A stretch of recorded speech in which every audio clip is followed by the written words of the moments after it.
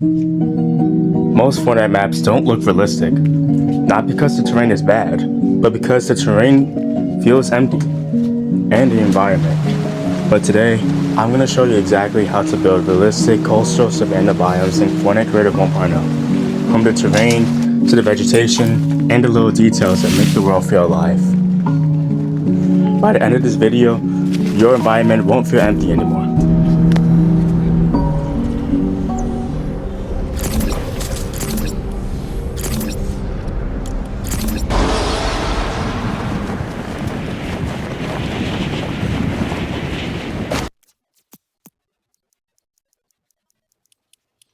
First, you pull out the water devices, the Fortnite devices, then you place it down and you stretch out the width and the depth, but do not stretch out the height. Make sure that the width and the depth are both set to 100. You're good to go.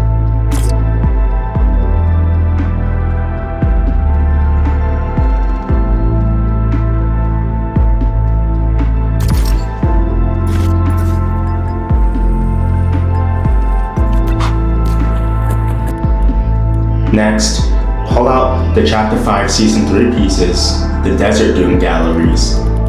And we're going to use this sand in particular for our coastal region.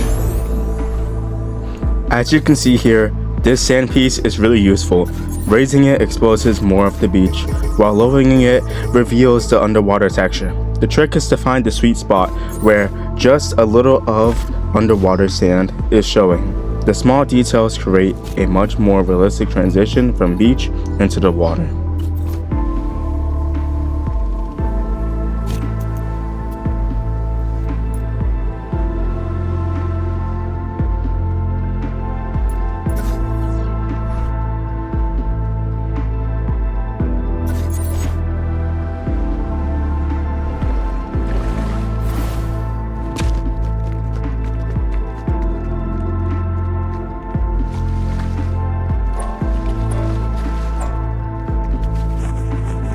Next, let's talk about connecting your sand pieces. This speed build will show you the process I use to blend them together. One of the most important things to remember is to keep your sand pieces aligned properly. Once when they are connected well, you can start connecting them and create interesting curves, coastlines, and natural looking shapes that can make your environment feel much more realistic.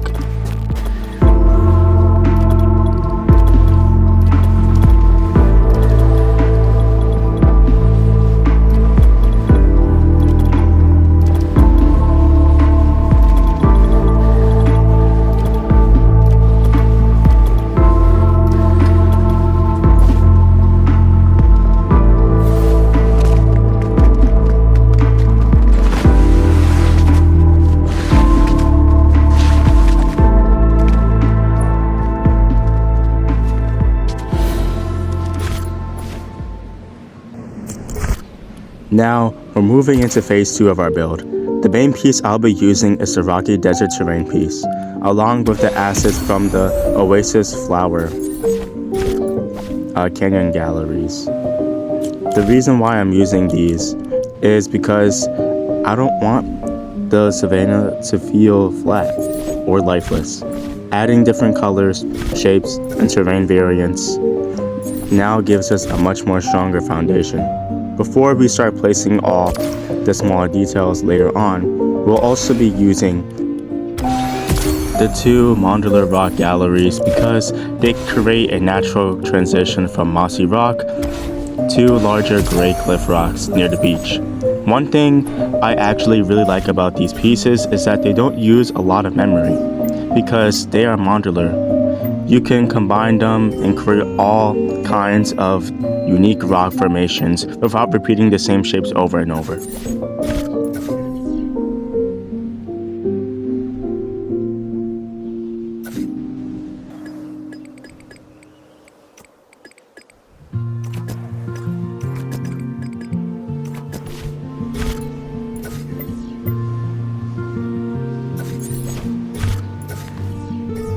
Here's a tip that really helps sell the realism.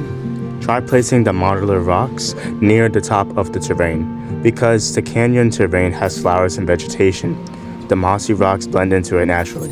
Then you could work your way towards the beach and transition into the gray cliffs rocks that gradually change the environment, making it much more believable instead of having an abrupt change in rock textures.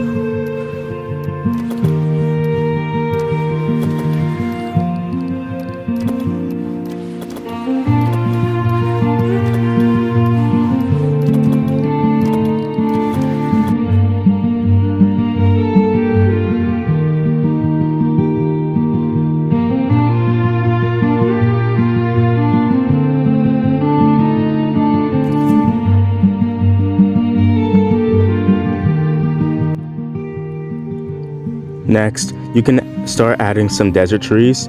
The one reason I like using these trees is because they're very memory efficient, while still adding a lot of detail to the environment. They work especially well as shrubbery since they're more shorter than most trees and have a great natural texture, and scattering them around the terrain helps break up the empty spaces and makes the savanna feel much more alive without using a lot of memory.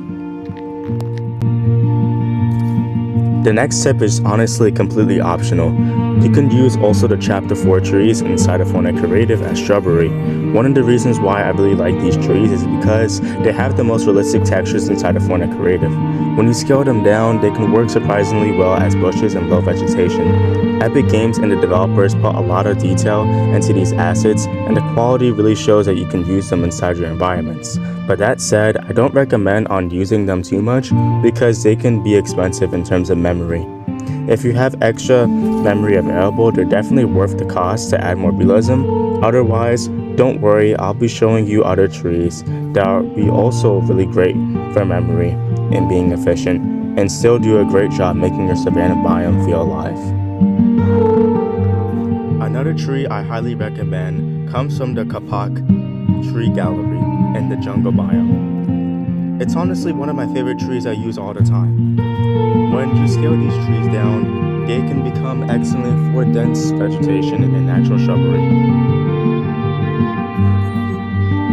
If you're a fan like tree trunks like I am, definitely use the overgrown tree trunks. They add a lot more story to your environments, making it feel older. Rotate them so then they don't face the same direction, and try placing them underneath the Kapak trees. It gives the illusion that these decayed trunks have been sitting under these leaves for years while vegetation slowly grew over them. If you really want to take your build to the next level, use these jungle rocks. They're honestly one of my favorite assets because they already have a bit of moss and realistic grass on them. Those details make the environment feel old and overgrown, giving your biome a lot more life. I recommend placing them throughout the landscape instead of just in one area, because that is just really starting to see the effect.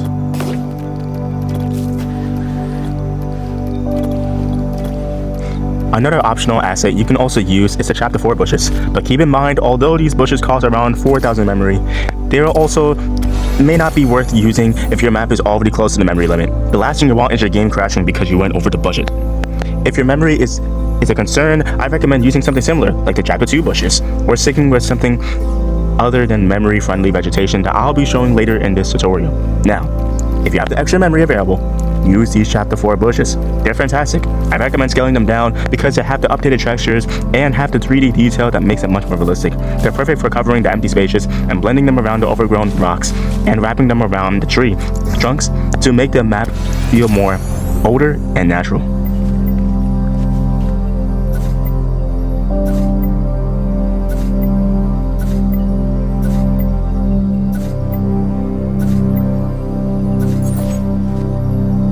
pro tip, instead of placing hundreds of individual flowers, use this flower prop from the restored Bios galleries.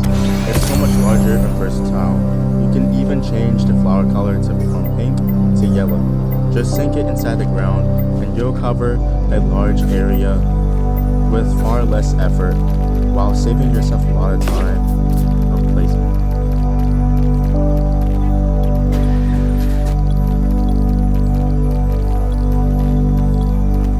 It's much more faster, more versatile, and much more easier to work with than placing hundreds of tiny flowers one by one.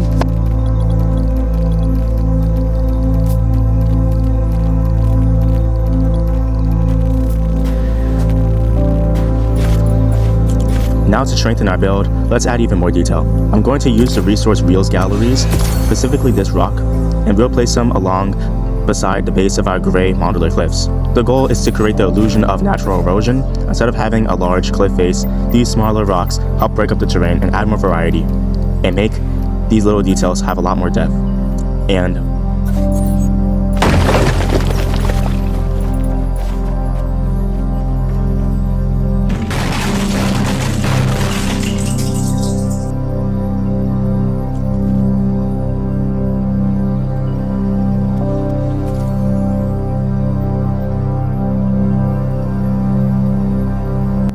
start adding erosion details to the rocks. We'll continue to layer these smaller rock pieces around the cliffs to create more natural weathered look. This helps break up the terrain and makes the coastal lines feel like they have been shaped over time.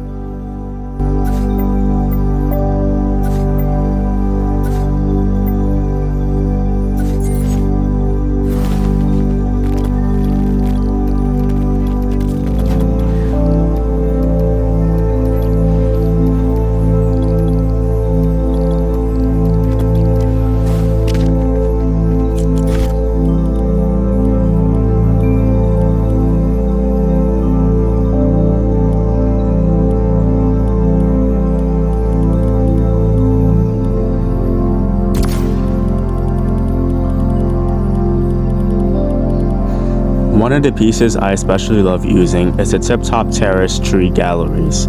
It's one of my favorite galleries because it has a wooden branch piece, and honestly, it's really great for your builds. You can use it for customizing trees, fallen logs, or just the extra nature details. Try rotating it, resizing it in many different ways, instead of placing it at the same time everywhere. Small details like this really make your biome feel a lot more unique and a lot more realistic.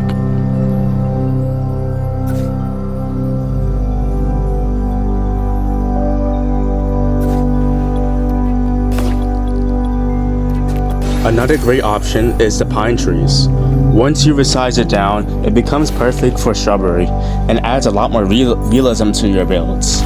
Try adding it over and over for vegetation, and place it in various different sizes. High variation helps your biomes feel alive instead of it looking flat and repetitive.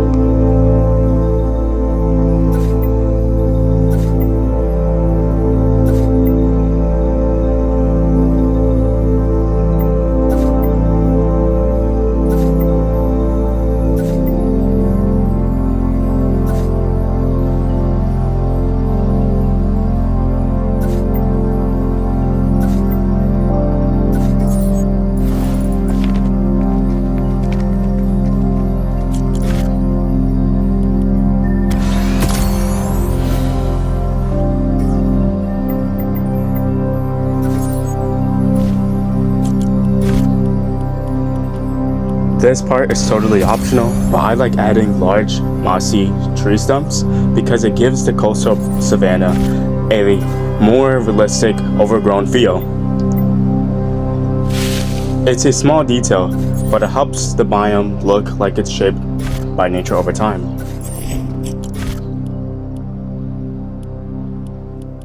Now, this is one of the most important parts of the build. The tree, I've been hinting at throughout this whole entire tutorial. This tree, it comes from the Japanese forest galleries. While the jungle galleries has a similar version of extra vines and vegetation, I personally prefer the Japanese forest version. Adds a much more clearer and more updated look that fits the Chapter 6 graphics along with the brighter colors and richer saturation. The jungle version leans to more a dense tropical style, but this one feels like it's more versatile. It blends naturally into a coastal savanna without immediately screaming jungle, if you know what I mean, while still giving a lush, vibrant look. And ever since Chapter 7 Season 3 Runners released, I found these trees to be one of my favorite pieces for recreating this style for the biome.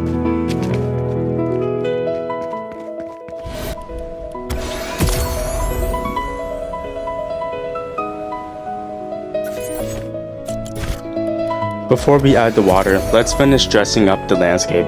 Right now, I'm just adding some final rocks and a few trees from the Japanese forest gallery to give the biome that polished, natural look before we move on to the final stage.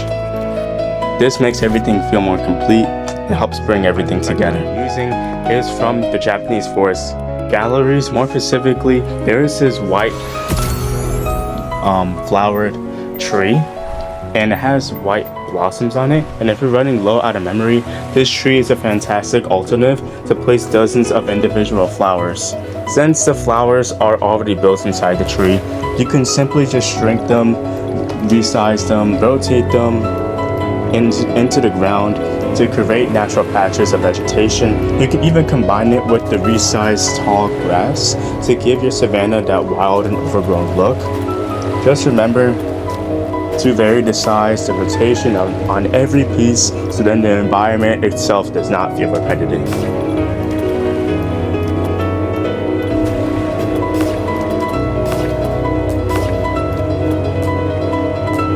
Congratulations, we have reached the last step. If you made it this far, thank you so much for sticking around. Now, it's time to bring everything together with one of my favorite tricks, realistic water. Remember that realistic water I showed you earlier in the tutorial? Well, here's exactly how I make it. Head over to the fencing fields galleries and scroll all the way to the bottom right sections of the props. Once when you find the water piece, place it down and you'll notice that it has a solid hitbox. At first, players are able to walk on top of it, but that's not what we want. Instead, raise the piece slightly, and as you increase its height, the hitbox will sink lower and lower, allowing players to phase through it while keeping the beautiful reflective surface on the top. This creates an illusion of realistic water without affecting the gameplay. However, be very cautious with this piece. If you raise the height the opposite direction, it is really insanely hard to get the prop back, and this can end up ruining your map. And I recommend you trying to do this in a different map and copying it over to your previous map. But if you're careful like I am, here's how you do it. One of the best things about this prop is that you can stretch it across large areas, making it perfect for coastlines, rivers, lakes, beaches. Unlike the standard water device in Creative 1.0, this piece has a much more crispier reflections that instantly make your environment much more realistic. And unlike the old blast glass method, you don't have to spam dozens of pieces anymore just to stretch it across your shoreline and blend it into your terrain and let the reflections just do the rest. Once when you finally got that covered inside your coastline, that's it. Basically, you just created realistic coast savanna biomes in Fortnite Creative 1.0. Now before you leave, now it's time to just turn up the graphics, turn up the lighting, and show you the preview.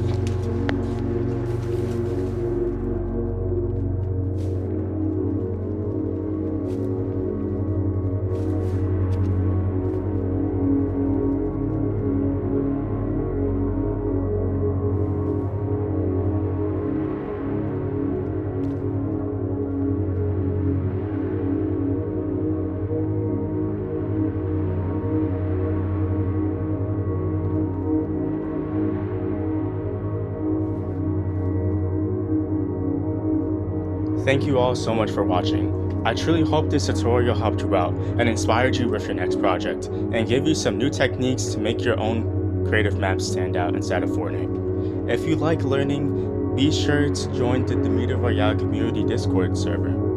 It's a place where Fortnite Creative 1.0 and 2.0 creators can come together and share their builds, showcase artwork, and learn new building techniques and follow the ongoing development of Demeter Royale. Whether you're just starting out as an experienced builder, we'd love to have you. I'm active there pretty often, so if you have any questions about building, need feedback on your map, or just want to hang out and talk to other creators, don't be afraid to stop by. Thank you all again so much for your support. It truly means a lot to me. Take care, keep creating, and I'll see you in the next tutorial.